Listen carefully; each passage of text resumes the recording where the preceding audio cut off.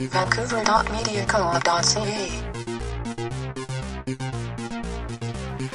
systems and really reclaim space. And for me, it was extraordinarily inspiring. I think that this whole movement has been inspiring, but the reality of this movement here in Vancouver is that we're on sanctioned land. We're allowed to be here. The police are letting us be here. They're even babysitting us and spending ridiculous amounts of money babysitting us when we can actually police ourselves. So it was really inspiring to see something that was political turn into a protest, because at this point it's not a protest if it's sanctioned, and when we took to the streets and went into the banks and shut them down, it became an active protest. And I think that it's really important for us to up the ante in this. Would you consider yourself to be a part of the 99%? You're a working class. Well, in terms of working class people. I'm a working class guy, yeah. No, bank's closed. You didn't hear that part? No. Why did it close now? Because there's people irritating them. It is a business, they can close whenever they want. Part of this whole freedom of operation, free speech, expression. They have no understanding of what's going on. They have absolutely no understanding that they represent a line in the sand for the Queen of England and are basically enforcing a jurisdiction that isn't true on people that have sort of given up on them. And so they're in the bank asking us to go, but they don't know why they're there even. And they don't know why we're there. And they have this confused look on their face, and they really don't enjoy themselves. And they're standing there looking at us while we're in our workshop because we're having a good time. And so, right now, you guys can go do that anyway, and they can't stop you. And you see, at some point, we have to get the world's attention here.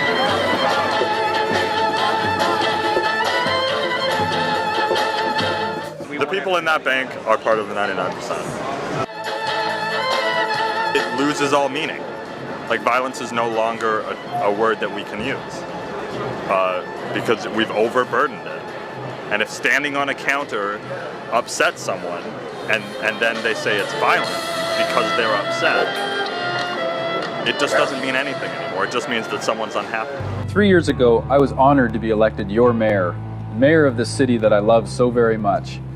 I think that this is a very significant motion. And it only appeared rather cryptically 8 days ago on the Vancouver.ca website. There have been no advanced discussions regarding this proposed committee. We get the reports without any preliminary time to think about it. But here, politicians select specific citizens.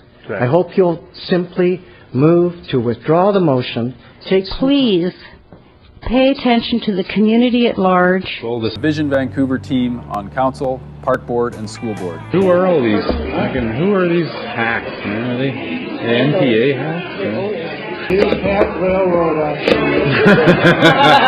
You're trying to subvert process here. And we want consultation. Hey, if I heard it correctly, like they said something about they spend way too much money on the policing of what happened. And I've been here 8 days, and I've never heard anybody say anything over the intercom about them trying to shut down the campgrounds or anything. I still haven't heard anybody come down here and say anything about them closing down the campgrounds for these people that are staying here. I am a participant in Occupy Vancouver. First, I'd like to say that we haven't been asked formally or even informally. We've never received any phone call or letter or anything from the city to leave. We just heard about it on the news tonight.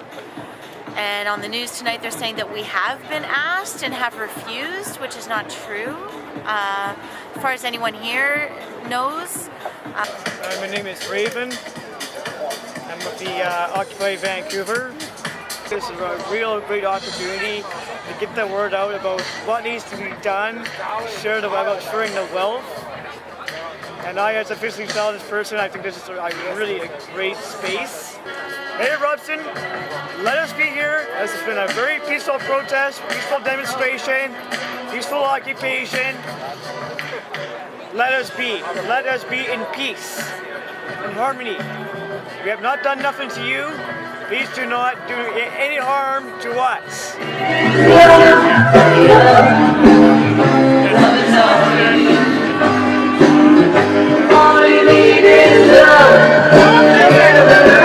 long as we're peaceful, no problem. As long as you're peaceful and we're abiding by the informal arrangement that exists. Okay, but I wanted to specify a couple things around that. Okay, and I think that the fire chief here wants to kind of make a couple comments too, because it's important. So just very quickly. We're continue to have staff here to make sure that help you guys out, make sure everybody's safe. We are getting a little concerned with how close everything is getting. There is regulations about flammability issues, and so all ad hoc. There's a lot of concerns with this city, you guys coming in. So at your meeting today, you can spread that news. We'll definitely bring that up. Okay. So there is no bulldozers coming tomorrow. No bulldozers coming tomorrow. I'll I'll even look at the film, at the camera. And no bulldozers. Well, that's what was brought to my attention. Stand down.